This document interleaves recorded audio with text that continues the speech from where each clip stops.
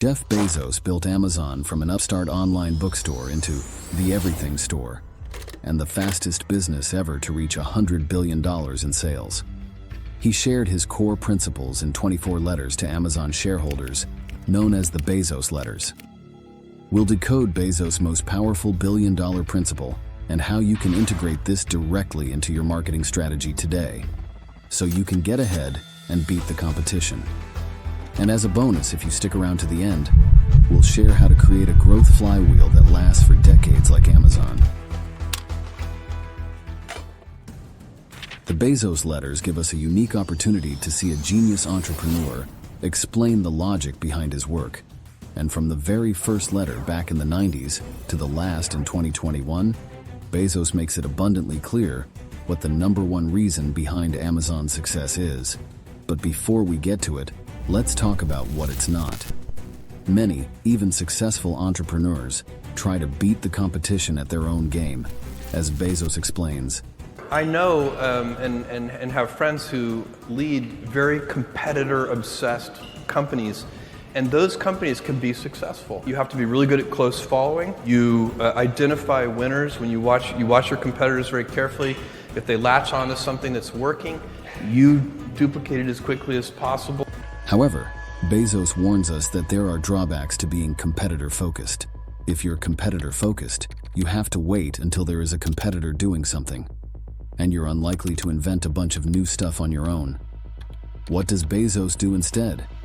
He obsesses over his customers, so much so that Bezos refers to customers on average 21 times per letter, and he credits this obsession as the #1 thing that made Amazon successful. In his 2009 shareholder letter, Bezos writes, "Start with customers and work backwards. This simple but overlooked framework will shape your marketing strategy and help you avoid the guesswork." So, before you decide which channels to prioritize, consider where your ideal customers spend most of their time online. Before you decide which influencers to partner with, consider who are the educators that already influence your ideal customers' beliefs. Before you construct your copy, consider your ideal customers' pain points, fears, and goals. Before you decide how to construct your offers, consider what your ideal customers value and what causes them purchase friction. If you want to make more effective marketing decisions, start with your ideal customers and develop a deep understanding of what makes them tick. In his 2016 letter to shareholders, Bezos wrote, "Good inventors and designers deeply understand their customer.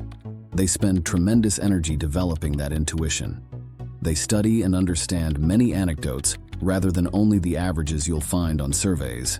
In other words, you've got to do the research reps to develop your intuition. And importantly, doing this deep work will make your brand resonate in a way that a competitor who hasn't can't possibly." But this is not a one-and-done exercise. Your customers are inherently discontent. Bezos wrote in his 2017 letter, "One thing I love about customers is that they are divinely discontent. Their expectations are never static. They go up. It's human nature. We didn't ascend from our hunter-gatherer days by being satisfied. People have a voracious appetite for a better way, and yesterday's wow quickly becomes today's ordinary." It's reported that Bezos would check customer support emails and forward them to executives with a single question mark, highlighting that each interaction is an opportunity to update your customer intuition and to improve the customer experience. But there's one thing you shouldn't listen to when it comes to your customers. According to Bezos, there is a crucial difference between listening to your customers and inventing on their behalf. Customers aren't going to tell you how to solve their problems. You need to invent on their behalf. Bezos illustrates how Amazon did this with the Echo, a smart speaker that lets you talk to the voice assistant Alexa. In his 2018 shareholder letter, Bezos wrote, "If you'd gone to a customer in 2013 and said, 'Would you like a black always-on cylinder in your kitchen about the size of a Pringles can that you can talk to and ask questions, that also turns on your lights and plays music?' I guarantee you they'd have looked at you strangely and said, 'No, thank you.' But Amazon went ahead and created the Echo anyway, and it became a huge hit. Why? Because Amazon understood the customer's needs better than the customer themselves. They invented a product that solved a problem that the customer didn't even realize they had. This is the power of inventing on behalf of customers, and it's not just about product innovation. It applies to marketing too. Amazon was one of the first online retailers to let customers write and read book reviews. This was back in the 90s, when Amazon was just an online bookstore. This was a bold move because most other websites only showed positive reviews from experts or publishers. But Amazon trusted its customers and wanted to help them make better decisions. Amazon also started to recommend other products based on what customers bought or viewed. This was back in 1998. Bezos gives us a clue behind this thinking. He says, "We're not in the business of making widgets. We're in the business of helping customers make informed decisions." Our point of view is, we will sell more if we help people make purchasing decisions. The takeaway as a marketer is to think about how you can be more inventive in the way you help your ideal customers make informed decisions. Now today, this still means providing customers with content like ratings, reviews, and personalized recommendations. But the reality is that this content really only speaks to prospects who are actively seeking solutions at the bottom of the funnel. So how can you be more inventive in the way you educate your ideal customers who aren't in market or who are yet to discover your brand at the top of the funnel? The answer lies in this quote from Bezos. If you double the number of experiments you do per year, you're going to double your inventiveness. So you don't have to invent in the conventional sense, but instead, take a systematic approach to testing different levers at the top of the funnel and look for positive signals before doubling down on what's working. In many ways, this is not new, nor fancy marketing, like sending a Tesla into space, but it forces you to be customer-centric and helps you avoid making a common mistake. That is, many marketers get so focused on what they're selling, they forget to think about who they're selling to. Even so, many entrepreneurs and marketers claim to be customer-centric, but Bezos says few companies walk the walk and instead copy what others are doing. And I talk so often to other CEOs and some other CEOs and also founders and entrepreneurs, and I can tell that even though they're talking about customers, they're really focusing on competitors. But not Bezos. Bezos made it his mission. He set out to build the most customer-centric company on Earth. Bezos stayed laser-focused on the customer by building this core principle into Amazon's DNA, and went as far as leaving an empty chair at meetings and letting attendees know it's occupied by the most important person in the room, the customer.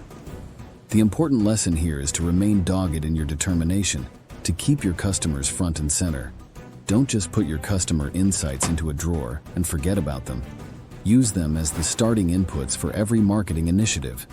Ultimately, making decisions is much easier when you ask, what is the best decision for the customer? But how do you go from being customer-obsessed to creating a compelling customer value proposition? This is one of the most challenging tasks for any marketer or entrepreneur, boiling all that your business has to offer into a core promise. Bezos starts with a counterintuitive question. Instead of trying to predict how the world will change in the future, Bezos asks, what's not going to change in the next 10 years? Why is this so important? Because, as Bezos says, you can build a business strategy around things that are stable in time, things that your customers will always want and need, no matter what happens in the world. We know that customers want low prices, and I know that's going to be true 10 years from now. They want fast delivery. They want vast selection. It's impossible to imagine a future 10 years from now where a customer comes up to me and says, Jeff, I love Amazon, I just wish the prices were a little higher. I love Amazon, I just wish you delivered a little more slowly. Impossible. Early on in Amazon's life, Bezos settled on these three core propositions that he believed would be timeless: low prices, vast selection, fast delivery. He laid them out in plain sight back in 1997 in his first shareholder letter. And guess what? They still apply today, 26 years later. But there's one crucial framework that enables Amazon to deliver on its core customer promises better and better over time. It's the concept of a flywheel, a virtuous cycle of growth and innovation. The idea is that by improving one element, this will boost the other elements, creating a positive feedback loop that spins the flywheel faster and faster, ultimately leading to more customers and revenue. In its consumer business, the Amazon flywheel starts with a fantastic customer experience. This generates word of mouth and lots of traffic. Lots of traffic attracts sellers, in turn creating a wider selection of products and a better customer experience. The resulting growth lowers cost structures across fulfillment and logistics infrastructure, and this then lowers unit prices, which again completes another cycle of improving the customer experience. By adopting a flywheel model across all its endeavors, Amazon has been able to grow and dominate many diverse markets. So how can you apply this framework to create a value proposition that lasts for decades like Amazon? 1. Start with deeply understanding your customers and develop your intuition. 2. Surface deep customer needs. 3. Remove those needs that you think will change in the next 10 years. 4.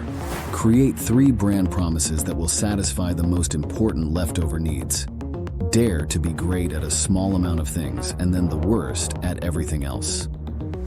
And finally, remember that your overall proposition will be much stronger if each promise reinforces the others to create a flywheel effect. Now that we've revealed Bezos' #1 business principle, it's time to get clear on who you actually want to serve. If you're curious about how to define your target market, click here and discover the best way to future-proof your marketing strategy. And don't forget to subscribe, and we'll see you in the next video.